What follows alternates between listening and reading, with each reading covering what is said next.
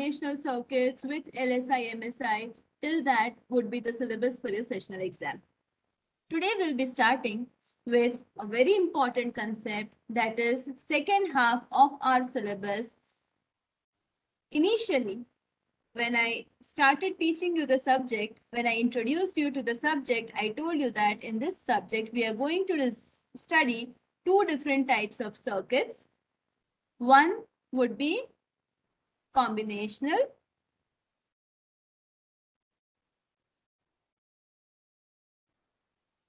and the other would be sequential. Okay, this part we have already completed.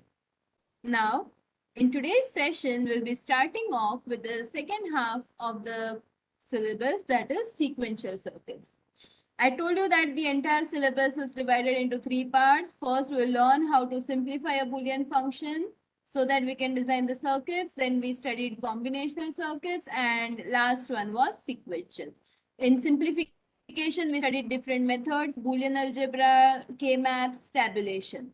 Okay, after we studied this, we studied combinational circuits in detail. We also studied combinational circuits with LSI and MSI, that is integrated ICs, okay, integrated chips, on which the entire combinational circuit is integrated. So this was the structure of the subject that we studied till now. Now, the next topic is sequential circuits.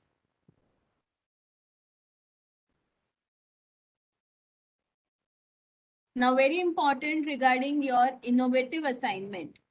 Okay, for your innovative assignment of this subject, we'll also be letting you know in detail.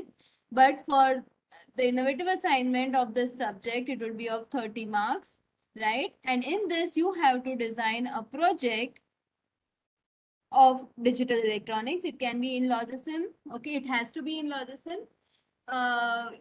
Look for projects which can be implemented for this subject, digital electronics. Like you can also design a circuit for generating Fibonacci series. You can design a circuit for finding factorial. But ye sab kya hai? These are your combinational circuits, right? Ek number do uska de dega. But we will be studying sequential circuits now onwards, and the project that you implement for your innovative assignment should compulsorily have sequential circuit in it. Okay. In a group of 2 or so will allow you to do that project. अभी decide नहीं हुआ है कि in a group of what, but you should be prepared that your innovative assignment would include, अब तक हमने आपको बताया था कि 30 marks का कोई project बनाना होगा, but main sequential circuit का concept उसके अंदर होना चाहिए. Fine. And this topic is very important, sequential circuits. 50% of your syllabus in your semester and exam would be of sequential circuit. So एक बार ध्यान से अच्छे से समझ जाओगे, you will not find it difficult, but if you do not concentrate in class, you will find it difficult. Okay? Combinational अच्छे से आना चाहिए. If you know how to implement combinational circuits, sequentials would be easy for you. Okay? So now let us start with this topic. First of all, what is a combinational circuit? Any one of you please unmute and let me know. Combinational circuit किसे कहते हैं?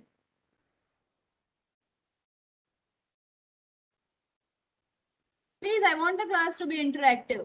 वरना ये topic तो ऐसा है, मैं अगर एक ही उसमें बताती जाऊंगी, you will not understand. Combinational circuits. Till now we have studied so many combinational circuits. We have designed combinational circuits. What were the main components of the combinational circuits? We use different gates to design ICs. Okay. Any other answer? Vaibhav answered me that we use different gates to design ICs. Okay. So 1 point from his answer that I got is combinational circuits have gates and logic. Sorry? Logics we apply. Logic implement. Okay. Logic implement किया आपने. Then what else? जितने भी circuits हमने बनाए, adders is an example of combinational circuit. Trusha. Okay, Trusha has written adders, but it is an example of combinational circuits. Okay, I'll tell you, for studying sequential circuits, we should be knowing what combinational circuit is. Why? Because we should know the difference between sequential and combinational circuits. Okay, see, till now the circuits which we studied has had some gates in it. ठीक है, कोई circuit के अंदर gets थे. It had inputs in it, आपने inputs provide किए थे. And depending upon what inputs you provide, you were getting the required output. Fine. So your combinational circuits had gates in it, it had wires in it, the wires were used to connect your different gates and your input pins to your output pins. Now, main concept of combinational circuit is your output depends only on the present input.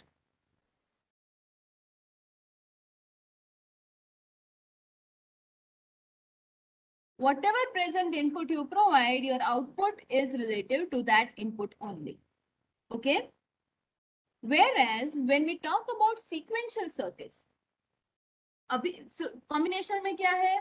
Whatever input you provide, depending upon that input, you will be getting your output. Right? But what is sequential circuit? Sequential circuit has combinational circuit in it. Along with combinational circuit, it also has memory elements.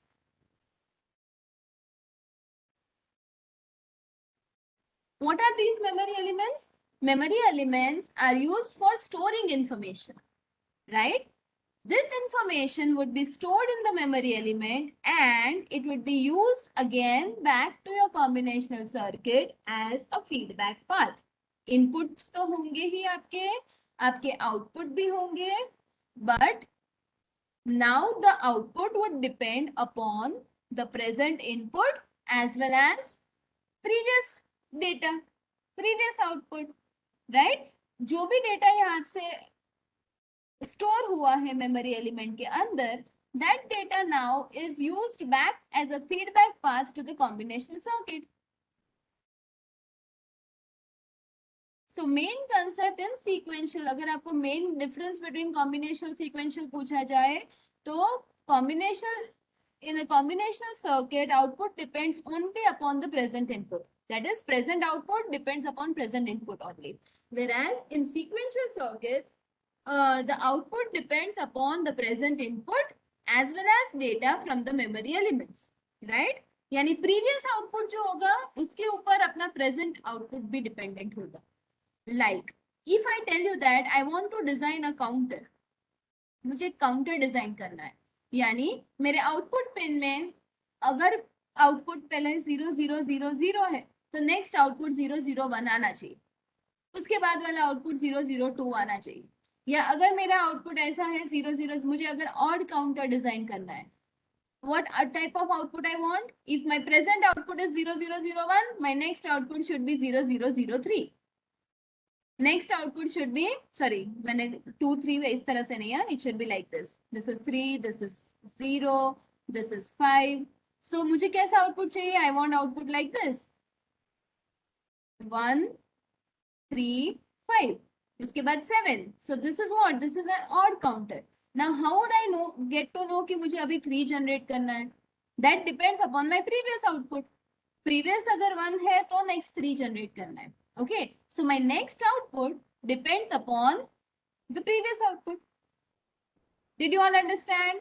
So in short, मुझे क्या करना है? मुझे कहीं I need some extra elements known as memory elements in which I can store my output, in which I can store my data, which would be useful for the next output to get generated.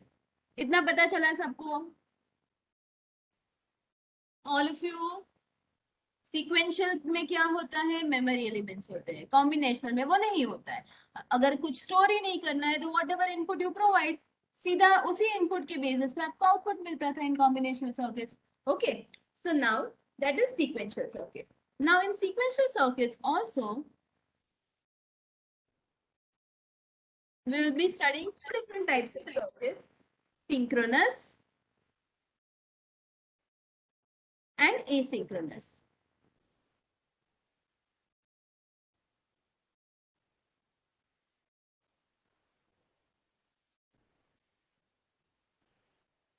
Okay, So this will be studying synchronous asynchronous क्या है, that I'll be teaching you once I teach you clock pulse. Now, for this, I said that sequential circuits require memory elements. Okay, one of the element which we'll be using is flip flop. जैसे gate होता है वैसे flip flops होते हैं. Flip flop is what? It is a memory element. What is it used for? It is used to store one bit of information. एक single bit store करनी है अगर आपको, तो उसके लिए आपको एक फ्लिप फ्लॉप चाहिए.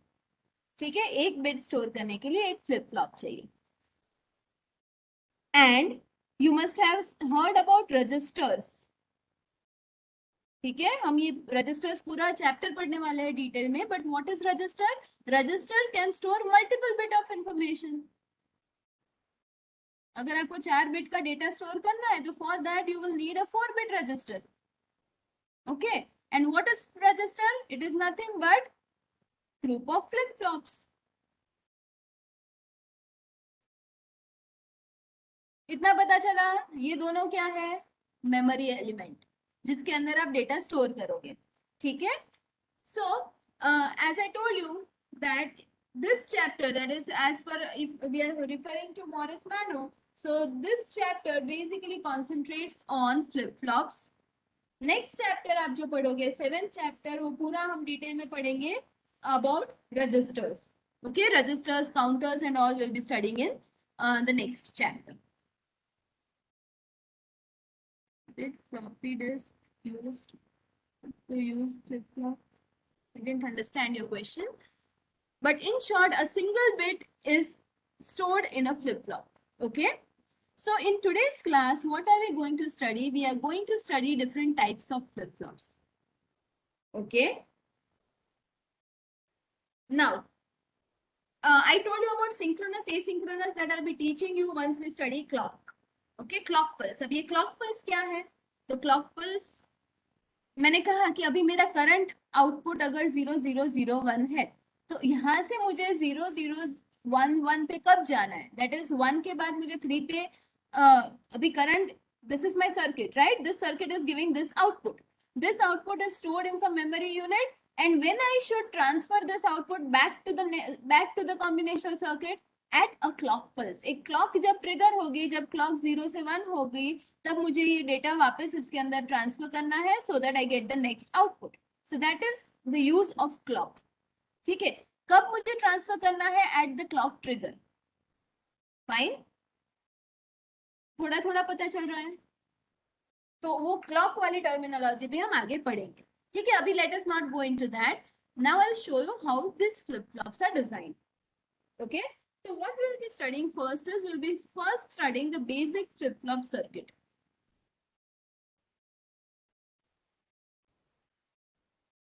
How are the flip flops designed? उसके अंदर क्या होता है, आपका आउटपुट कैसे मिलेगा? ठीक है, now we'll be studying 4 different types of flip flops. RS flip flop, इसके नाम है फ्लिप फ्लॉप के. JK flip flop, T flip flop and D flip flop. Okay, we are going to study these different types of flip flops. But पहले हम ये देखते हैं कि उसकी बेसिक सर्किट कैसी होती है.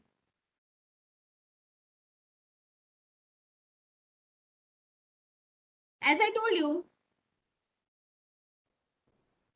we'll be designing these flip flops using universal gates, NAND and NOR. ठीक है, पहले मैं आपको एक सर्किट दिखाती हूँ. Will be seeing basic flip flop circuit with NOR gates. Circuit कैसे डिजाइन करेंगे, ध्यान से देखना. This is a RS flip flop. Okay, this is we are studying अभी RS flip flop, but actual RS flip flop कैसे बनाना, that would be designed using clock. ठीक है, तो अभी मैं आपको सिंपली RS flip flop का बेसिक सर्किट दिखाती हूँ. This is R, this is S. R stands for reset and S stands for set. ठीक है? This is my output Q and Q dash. Every flip-flop has two outputs compulsorily. Every flip-flop has two outputs. One should be its original form and the other should be its complemented form. ठीक है? अब इस basic circuit ऐसी होती है. This output is provided as an input to the lower NOR gate. Similarly यहाँ पे ये जो Q dash वाला आउटपुट है वो कहाँ जाएगा? इधर. ठीक है, ये मेरी सर्किट है. Now we will see how to trace this circuit and how to find the outputs. इसके अंदर आउटपुट कैसे आएगा? Depending upon the values of R and S. Okay, so what we will see is will see the truth table of it. ये आप जैसे circuit बनाते जाओगे आपको ये सर्किट्स याद रहती जाएगी. ठीक है, this is NOR gate, two NOR gates, one input, one NOR for R, the other for S. Okay, R के सामने Q है, S के सामने Q डैश है. अब इसको हम ट्रेस करेंगे by providing values of S and R. Now suppose I value of S is 1 and value of R is 0. Can anyone tell me what would be the output of Q and Q dash? S को 1 लिया, R को 0 लिया. अब मुझे बताओ कि हम Q और Q dash की वैल्यू क्या आएगी? Can anyone tell me this? You will get confused. क्यों confused? कि मुझे यहाँ पे आउटपुट मिला तो उसको मैं इधर डालूं, इसके अंदर what output should I take? Right?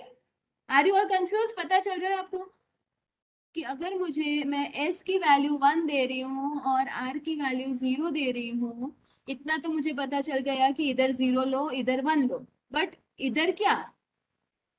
What will you take over here?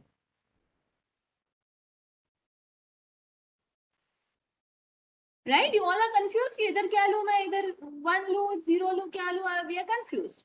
So how to trace this type of circuit? We know the truth table of NOR gate. We know the property of NOR gate. What property are we aware of NOR gate? कि if any of my input is 1, my output is 0. इतना पता है हमें? If any of the input is 1, output is 0. NOR is what? Opposite of OR. तो 0 0 में हमें 1 मिलेगा, बाकी अगर कोई एक भी 1 है तो आउटपुट क्या मिलेगा? 0 मिलेगा. So this is the property of NOR gate which we all know that if any of the input to my NOR gate is 1, ये अच्छे से समझ लो तो आप सारे फ्लिप फ्लॉप्स का वो ट्रेस कर पाओगे. ठीक है, तो अगर मेरा एक भी input, if any of my input is 1, my output is going to be 0. तो अब you will be easily able to trace. हम क्या करेंगे, मेरे सर्किट के अंदर नॉर गेट में कहीं 1 जा रहा है, पहले तो 1 जा रहा है, तो हम वो वाले गेट को पहले ट्रेस करेंगे. यहाँ पे S की वैल्यू 1 आ रही है, it means output of this gate would be 0. अब ये 0 जाएगा इधर और 0 0 will give you 1. It means what is my output? Q1 Q dash 0. पता चला सबको? Did you understand this? How to trace it? Which gate to trace first? Which input to take inside it? Okay. Now, first वाला हमें आ गया. ठीक है, अब मैं ले रही हूं इनपुट 0 0. चलो, अगर ये भी 0 है और ये भी 0 है, right? If both of them are 0, what will I do? कहीं 1 नहीं है, तो in that case you refer to the previous output. Previous output में Q की वैल्यू 1 है एंड Q डैश की वैल्यू 0 है. तो अब आप क्या करोगे? Take this 1 over here. ये 1 इस गेट के अंदर जाएगा, यानी कौन सा गेट पहले ऑपरेट होगा? हमें तो क्या ढूंढना है? नॉर गेट्स है तो मुझे 1 ढूंढना है. Okay, I just find out once first so that I can operate my gate.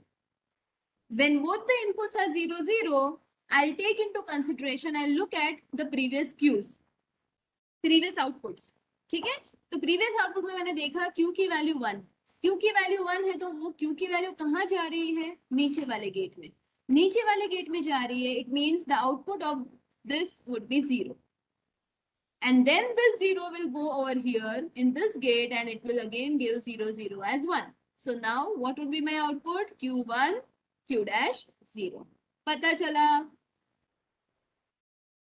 S और R में अगर आपको 1 नहीं मिलता, you will look at the previous outputs. ठीक है? Now let me take the next value. अगर यहाँ पे S की वैल्यू 0 है और R की वैल्यू 1 है, चलो tell me what will be the output?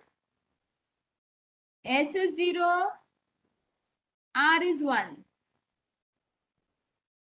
Yes, Sahaj, I'll talk about it. ठीक है? Sahaj is asking what if we start the table from 0, 0. That's why we cannot start the table from 0, 0. Okay, we'll talk about it. Chalo, what if the value of R is 1 and S is 0? The value of Q would be 0 and Q dash would be 1. क्यों? क्योंकि यहाँ पे हमने 1 दिया. We know that if any of the input to my NOR gate is 1, my output is going to be 0 and hence Q is 0 और ये 0 नीचे वाले गेट में जाएगा तो Q dash 1 मिलेगा. Very good. चलो next one. Again मैं 0, 0 provide कर रही हूँ. वापस मैंने कौन सी वैल्यू ली? I took the same value 0, 0. चलो tell me. How would I proceed? Both of them are 0. So what will we do? We will check the values of Q and Q dash. Right? This 0 will go, sorry, here I have 1 now. So what I will do is, this 1 will go over here. Output of Q would be 0. This 0 will go inside the next gate or 0, 0 आपको इधर 1 मिलेगा. So what is the output? 0 and 1. Q is 0, Q dash is 1. Clear? Chalo, now tell me the output of this.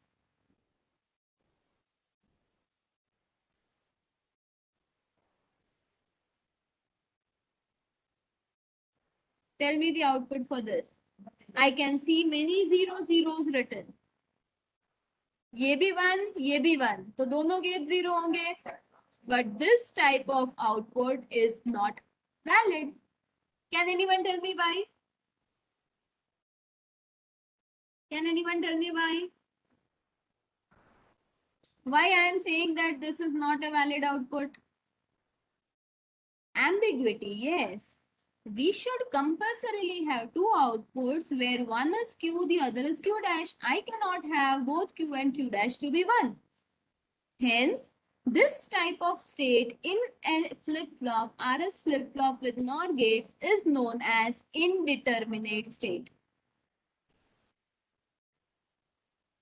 क्या कहते हैं इसको? Indeterminate state. Why? Because it is giving me both Q and Q dash as 1, which is not allowed. Both Q and Q dash cannot be same. Fine. So when the input to my SR flip-flop is 1, 1, I get an indeterminate state. ठीक है? अब मैं आपको NAND वाला इसके बाद दिखाती हूँ. इसी चीज में अब आपको ये ट्रेस करना आ गया. ठीक है? Now I'll show you RS flip-flop with clocked input. Clocked RS flip-flop. और फिर हम उसको पूरा derive करेंगे and then we'll conclude to something. नहीं, चलो पहले मैं आपको NAND वाला ही दिखा देती हूँ and then we'll see all the flip-flops together. So that was RS flip-flop. That was a basic flip-flop circuit with NOR gates. Now let us see basic flip-flop circuit with NAND gates.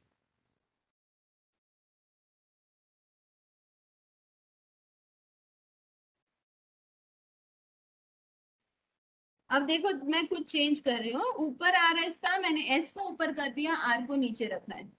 S के सामने Q, R के सामने Q dash. Now let us trace this. This is my logic diagram. Okay, this is set and this is reset. Chalo.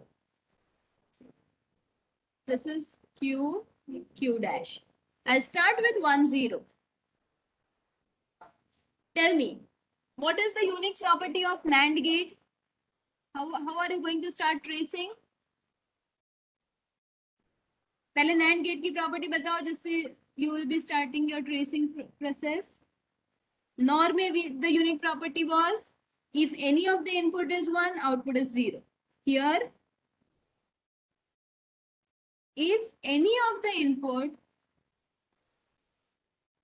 is 0, output would be 1. Right चलो तो हम कौन से कहाँ से ट्रेसिंग स्टार्ट करेंगे? 0 वाले गेट से. 0 वाले गेट से अगर मैं ट्रेसिंग स्टार्ट करूँ तो यहाँ पे मुझे क्या मिलेगा? 1 मिलेगा. When S is 1, R is 0, the bottom gate would be traced first. Okay, so here you will be getting 1. This one will go over here और आपको क्या मिलेगा? इधर 0. So Q is 0, Q dash is 1. Let me take the next state as 1, 1. Tell me, 1, 1. What will I do? If both of them are 1, I don't have any zeros. So what I'll do is, I'll take my previous output into consideration. So Q0, Q dash 1, ये वाला 0 नीचे जाएगा. Output में क्या मिलेगा आपको? 1. नहीं, Q dash 1 मिलेगा. And this one will go over here and 1 will make it 0. Okay, so this is output is 0, 1. Next, tell me the output of this. Tell me the output of this. 0, 1. S is 0, R is 1. Ma'am, why do we place first and R below it in NAND here? NAND की circuit अलग होती है. Here, see, if I place S beneath and R above, I need to take NAND. जब हम करते हैं ना तो उसमें Q and Q dash की position matter करती है. Like in our NOR gate, S के सामने Q dash आना चाहिए और here NAND में S के सामने Q आना चाहिए. ठीक है, अगर मैं S और R ऊपर नीचे का एज इट इज रखते तो मुझे Q और Q dash को चेंज करना पड़ता. S के सामने Q आना चाहिए इन NAND सर्किट. ओके, चलो. For 0, 1, what would be the output? 1, 0. ऊपर वाले में 0 है तो इधर आपको 1 मिल जाएगा. ठीक है, फिर अगर मैं 1, 1 लेती हूँ वापस, 1, 1 लेती हूँ तो क्या होगा? तो नहीं, 1, 1 नहीं आएगा. क्या आएगा? 1, 0. Yes, both of these are 1. I don't have any 0, तो मैं प्रीवियस देखूंगी. प्रीवियस में Q dash 0 था तो ये 0 यहाँ पे जाएगा और इधर आपको 1 मिलेगा. ठीक है, फिर अगर मैं 0, 0 लेती हूँ तो what would happen? For 0, 0, what would happen? Yes, both the outputs would be 1, which is not allowed, and hence if I use a circuit with NAND gates, in that 0, 0 is treated as indeterminate state. ठीक है, उस case में nor में हमने क्या किया था? Nor में अगर मैं इनपुट में 1, 1 देती थी तो it was giving me indeterminate state, right? Whereas NAND में when I provide 0, 0 as the input, it will give me indeterminate state. ठीक है, अब अगर आप ध्यान से इनको देखो, here what we can derive from this is whenever my input is 0, 0, my output does not change. Previous जो output था वही मेरा next output है. तो 0, 0 में क्या मिला आपको? No change. जब S की वैल्यू 1 है और R की वैल्यू 0 है तो आपका आउटपुट सेट होता है. It means Q is 1. Output set हो गया, Q 1 हो गया. देखो 1, 0 में Q is 1. If my S is 0 but R is 1, तो आपका आउटपुट रीसेट हो जाएगा. रीसेट आउटपुट हो जाएगा मीन्स व्हाट? आपका Q जो है वो 0 बन जाएगा. Generally Q is treated as output. Q dash तो उसका सपोर्टिंग है. Whatever is my output, उसका complement is Q dash. Okay, so when the value of R is 1, my output resets and 1, 1 में indeterminate state. ठीक है, ये हमने derive किया. वैसे अगर मैं NAND गेट वाले में डिराइव करूंगी तो क्या हो रहा है देखो. For 1, 1 output does not change. ऊपर 0, 1 था तो 1, 1 अगर मैंने दिया तो it would same. It would remain the same and hence 1, 1 means no change. अगर S की वैल्यू 1 है, R की वैल्यू 0 है, तो इस केस में क्या हो गया, Q रीसेट हो गया, ठीक है, Q की वैल्यू 0 हो गई। अगर S 0 है और R 1 है तो आपका फ्लिप फ्लॉप सेट हुआ, that is 1. And for 0 0 here you have indeterminate state, right? So these are basic flip flop circuits. हम आगे RS flip flop अच्छे से देखेंगे तो it would be more clear to you. Okay, let me show you. अगर आपको flip flops, आप जो flip flops यूज करते हैं, all these flip flops are clocked flip flops. Clocked flip flops, as I told you, a clock is integrated inside the circuit. Why 1 0 is reset and 0 1 is set? 1 0 is reset and 0 1 is set. ये NAND का output है. We are talking about output of NAND gate in which we derived it from the truth table that we designed. Smith. यहाँ पे ऐसा हो रहा है, one S की वैल्यू 1 दे रहे हो तो आपका आउटपुट 0 बन जा रहा है. Why? Because we are using NAND gate. But S की वैल्यू 0 थी तो आउटपुट 0 मिलता था, S की वैल्यू 1 थी तो आउटपुट 1 मिलता था, ठीक है. बट NAND से अगर मैं बनाती हूँ तो उसमें हमने क्या डिराइव किया, NAND से अगर मैंने बनाया तो मेरा आउटपुट ऐसे चेंज हो गया, right? You can have your flip flop with any of these gates, but according to that your output would change. But generally हम जो डिजाइन करेंगे, we will be designing flip flop, RS flip flop हम जो बनाएंगे, will be designing it using NOR gates, ठीक है. अब हम देखेंगे clock RS flip flop. As I told you कि एक स्टेट से दूसरे स्टेट किसे कहते हैं, जो करंट आउटपुट है, that is my present state. What would be my next state, next output जो आता है उसको नेक्स्ट स्टेट कहेंगे, ठीक है. अब एक स्टेट से दूसरे स्टेट में कब जाने का, when should I move from current output 0 0 to next state, that depends upon the clock. आपकी क्लॉक जब ट्रिगर करती है, there are two types of clock triggering also, ठीक है. ये मेरी क्लॉक है, ये क्लॉक 0 से 1 जब जाएगी, this is known as edge triggered clock. यानी 0 से 1 जब जा रही है उस टाइम पे आपका प्रीवियस आउटपुट नेक्स्ट आउटपुट में जाएगा, this is known as edge triggered circuit. और कुछ सर्किट्स ऐसी होती है जितने टाइम के लिए मेरी क्लॉक की वैल्यू 1 है उतने टाइम के लिए ये सर्किट ऑपरेट होगी, जितने टाइम के लिए मेरे क्लॉक की वैल्यू 0 है तब ये ट्रांसफर होगा. So those are known as level triggered. ये अभी हमें नहीं पढ़ना है, we will be studying it later. But what is the purpose of clock, clock को जैसे ही ट्रिगर करोगे आपका प्रेजेंट आउटपुट नेक्स्ट आउटपुट के लिए सर्किट के अंदर वापस जाएगा. इतना पता चला. As soon as your clock get triggered, हमने अभी हम क्या कह रहे हैं, here we are having memory elements. तो अभी मेरा प्रेजेंट आउटपुट जो आ रहा है उसको मुझे नेक्स्ट आउटपुट के लिए यूज करना है. तो नेक्स्ट आउटपुट में प्रेजेंट आउटपुट कब ट्रांसफर होगा, जब मैं कुछ क्लिक करूंगी तब ट्रांसफर होगा. और वो क्लिक किसे करूंगी, that is my clock. Clock की फ्रीक्वेंसी सेट है, जैसे ही क्लॉक की वैल्यू 0 से 1 होगी आपका आउटपुट ट्रांसफर होगा, ठीक है. So that is your clock. तो अब हम क्या करेंगे, हमारे जो फ्लिप फ्लॉप्स है उसके अंदर क्लॉक को इंटीग्रेट करेंगे. इतनी सर्किट तो मैंने आपको सिखाई थी, ठीक है. दिस वी नो कि इसका इधर जाएगा, इसका आउटपुट जो है वो ये वाले गेट में जाएगा, ठीक है. अब इसको हम क्या करेंगे, हमने R और S जो प्रोवाइड किए थे इनपुट्स उसको हम क्लॉक के साथ एंड कर देंगे. This is my clock pulse. Now what does this clock pulse mean, here यहाँ पे मेरा R है और ये मेरा S है, ठीक है, right.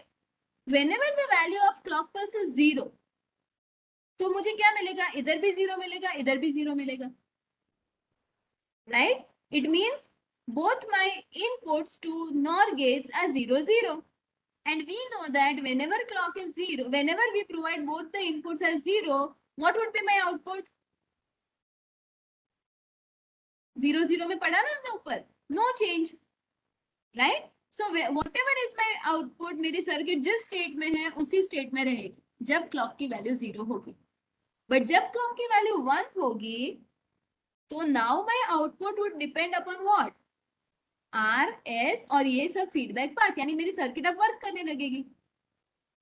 Fine, so this clock pulse would be used for all my flip flops when the value of clock is 0, तो ये ट्रांसफर नहीं होगा, whatever it is your circuit would remain in no change state.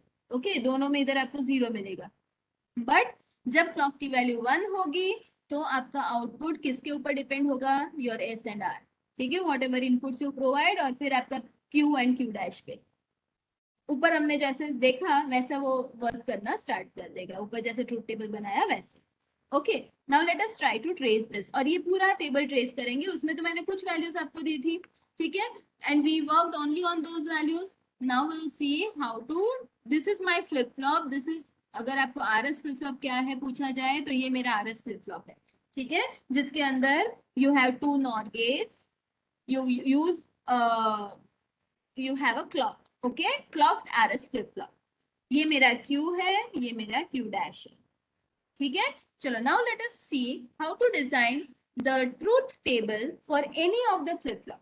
और इस table को हम कहें, उसका नाम है, हम उसको ट्रूथ टेबल नहीं कहेंगे, we will be calling it characteristic table। okay, we will be calling it characteristic table। अब characteristic table कैसे डिजाइन करेंगे, एस आर तो हम रखेंगे ही, we will be also providing the value of Q। What is a characteristic table? Characteristic table will help us to determine the next output from the input values and present output। ठीक है, अभी हमने पढ़ा कि sequential circuit क्या है। Sequential circuit में output does not only depend upon the present inputs, it also depends upon the previous output. तो ये मेरा, अब हम Q डैश की वैल्यू लिखेंगे नहीं, जैसे हमने ऊपर लिखा था Q की वैल्यू ये होगी, Q डैश की ये होगी, वो हम लिखेंगे नहीं। Why? Because we know that if Q is 1, Q dash is going to be 0. If Q is 0, Q dash is going to be 1। ठीक है, इसलिए मैं Q डैश की वैल्यू नहीं लिख रही हूँ, but what am I writing, I am writing Q t+1। t+1 means next time interval. ठीक है, नेक्स्ट टाइम जब सर्किट रन करेगी, और अगर मैं, और what is Q, Q means present output, इसको QT कहेंगे, यानी प्रेजेंट टाइम का जो आउटपुट है। अगर प्रेजेंट आउटपुट 0 है, ठीक है, इनपुट्स अगर मैं दोनों 0 0 दे रही हूँ, तो मेरा नेक्स्ट आउटपुट क्या होगा, पता चला। सिमिलरली, अगर इनपुट 0 0 है लेकिन प्रेजेंट आउटपुट 1 है, तो what is my next output, that you do trace it out. ठीक है, चलो फटाफट एक दो ट्रेस करेंगे और बाकी हमने जो डिराइव किया है उसके ऊपर से लिख लेंगे। Let us quickly try to see this. ये टेबल पूरा हम कंप्लीट करेंगे अभी, we have 8 minutes left with us। Quickly, S and R 0 0, Q की वैल्यू पहले पहले रो के लिए Q की वैल्यू हमने 0 अज्यूम की है। अगर Q 0 है तो बाय डिफॉल्ट Q डैश क्या होगा, प्रेजेंट के लिए 1 होगा। ठीक है, चलो, now can you tell me what would be the value of QT+1?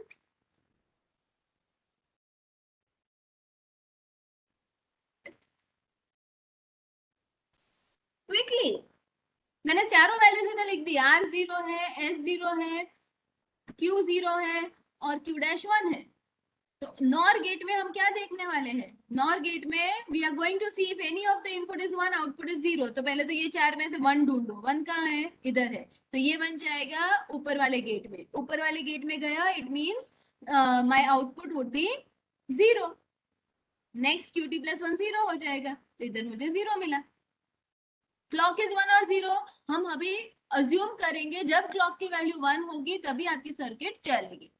ठीक है, तो वो लिखने की जरूरत नहीं है। whenever the clock is 1, then only your circuit would work। फिर वापस जब 0 करेंगे तो कुछ नहीं होगा, उसके बाद वापस 1 करूंगी तो नेक्स्ट आउटपुट जनरेट होगा। ठीक है, देखो ट्रूथ टेबल क्या होता है, it shows you all the possibilities.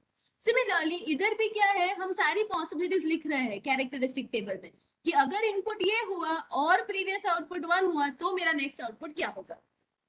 ठीक है, अभी आपको तो अज्यूम करना है कि क्लॉक 1 ही है, तभी आपका ये सर्किट वर्क करेगा, SR की वैल्यूज और क्यू के ऊपर से। ठीक है, चलो फटाफट नेक्स्ट। मैंने ये वाला row, if S and R both are 0 but if your previous output is 1, q की वैल्यू 1 है, तो what would be my next output? ये वन, एक वन मिल गया, ये वन कहाँ जाएगा, नीचे वाले गेट में जाएगा, नीचे वाले गेट में गया, इट मीन्स क्यू डैश की वैल्यू आपको 0 मिली, ये 0 इधर जाएगा और आपको आउटपुट इधर 1 मिलेगा। ठीक है, so Q T plus 1 is 1। Now let us take the next state, S0 R1, S0 R1, but previous output 0, previous output 1। ठीक है, चलो अब बताओ क्या होगा। R की वैल्यू 1 है, S की वैल्यू 0 है, इधर ही 1 मिल गया, so I will not take into consideration Q को देखेंगे नहीं, पहले ही मुझे 1 मिल गया, इट मींस इस गेट में 1 गया, इस गेट में 1 गया, इसलिए क्यू की वैल्यू क्या हो गई, 0। यस, दोनों केसेस में क्यू की वैल्यू 0, क्यों, क्योंकि आर की वैल्यू 1 है। ठीक है, अब उल्टा ले लेते हैं, let us take S as 1 and R as 0। S1 R0, चलो, do I need to take Q into consideration? No, जब S1 है यानी नीचे वाला गेट 1 है, तो इधर 1 जाएगा, इधर 1 गया, it means what, Q dash आपका 0 होगा, Q डैश 0, इट मीन्स ये 0 ऊपर वाले गेट में जाएगा, इधर भी 0 जाएगा, तो Q की value 1, right. So whenever the value of S is 1, आपको आउटपुट में क्या मिला, 1 मिला। क्लियर। एंड लास्ट केस कौन सा लेंगे, 1 1 वाला। अगर Q 0 है, ये 1 1 है, Q 1 है और 1 1 है, तो in both this cases you will be getting indeterminate state. क्या लिख दोगे इधर, you will not write output, you will write indeterminate state। पता चला, ये टेबल अच्छे से समझ में आया, did you all understand how did we write the values? From this I can make out that when my input is 0 0, output does not change। previous 0 था तो next भी 0, previous 1 था तो next भी 1।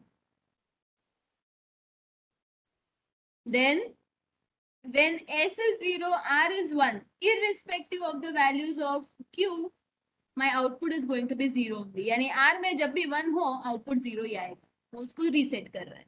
ठीक है, when S is 1, my output would be set, यानी output 1 आएगा।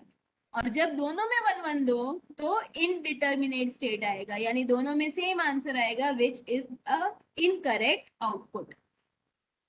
ठीक है, इसलिए we don't consider this input, हम ऐसे इनपुट नहीं देंगे। अगर इनपुट देते हैं ऐसा, तो हमें दोनों में सेम आउटपुट मिलेगा, which is not correct, and hence we can not say that this is a determinate state. कौन से में कौन सा वैल्यू सही है वो हमें नहीं पता। ठीक है, तो उसका हम सॉल्यूशन लाएंगे, but that solution will be studying it in the next class. RS flip flop का प्रॉब्लम क्या है, ये पूरा आरएस फ्लिप फ्लॉप पढ़ लिया आपने, and you all understood it. Okay, quickly if I want to make you revise, circuit कैसे बनाओगे, नॉर गेट नॉर गेट। ठीक है, फिर हमें पता है यहाँ पे एक, इधर एक, इसका आउटपुट कैसे बनाएंगे, ऐसे। why am I drawing it and showing you, so that you understand how to draw। Mug up करोगे सब भूल जाओगे। ठीक है, अब जो भी इनपुट हम देते हैं उसको क्या करेंगे, एंड गेट के साथ क्लब करेंगे, किसके साथ, क्लॉक पल्स के साथ, दोनों को क्लॉक पल्स में इंटीग्रेट कर दो। यहाँ पे हम क्या रखेंगे, आर और नीचे एस। ठीक है, दिस इज माय सर्किट। उसका पूरा कैरेक्टरिस्टिक टेबल बनाओगे जो हमने ऊपर बनाया। ठीक है, characteristic table is very easy. Q is my present output, S and R। ठीक है, यहाँ पे QT प्लस 1 हम फाइंड करेंगे। QT प्लस 1 फाइंड किया, अगर S की वैल्यू 0 0 है, प्रीवियस आउटपुट 1 है, प्रीवियस आउटपुट 0 है तो ये वाला भी 0 रहेगा, और ये यहाँ पे 1 है तो ये वाला भी 1 रहेगा। अगर 0 1 है तो irrespective of the value of Q आपका आउटपुट क्या होने वाला है, 0। ये हमने पूरा ट्रेस किया, इसलिए हमें पता चला। हाँ, अभी आप रट्टा मार सकते हो अगर आपको समझ में आ गया तो, but if I ask you to trace it you should be able to show me कि कैसे इधर 0 आया।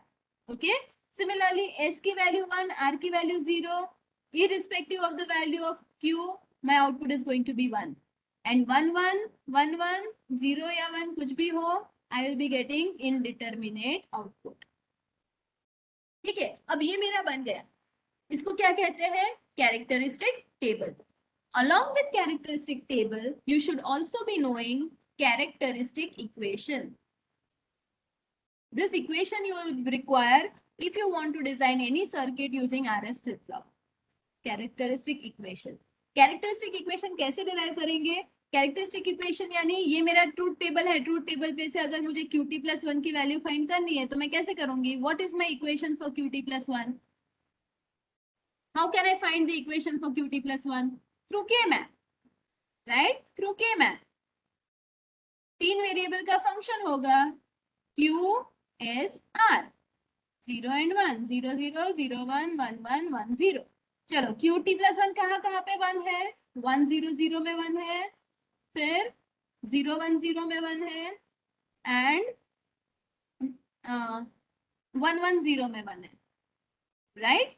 But these two are indeterminate state, so what we will consider them, will consider them as don't care। जब S और R की value 1 1 है तो इसको don't care कंसिडर करो। तो अब tell me what would be the equation for QT + 1, ये एक, what is that, what is common in this group, जल्दी, what is common, S, right। और इसको किसके साथ ग्रुप करूं मैं, नीचे वाले के साथ ऐसे, तो what would be its value,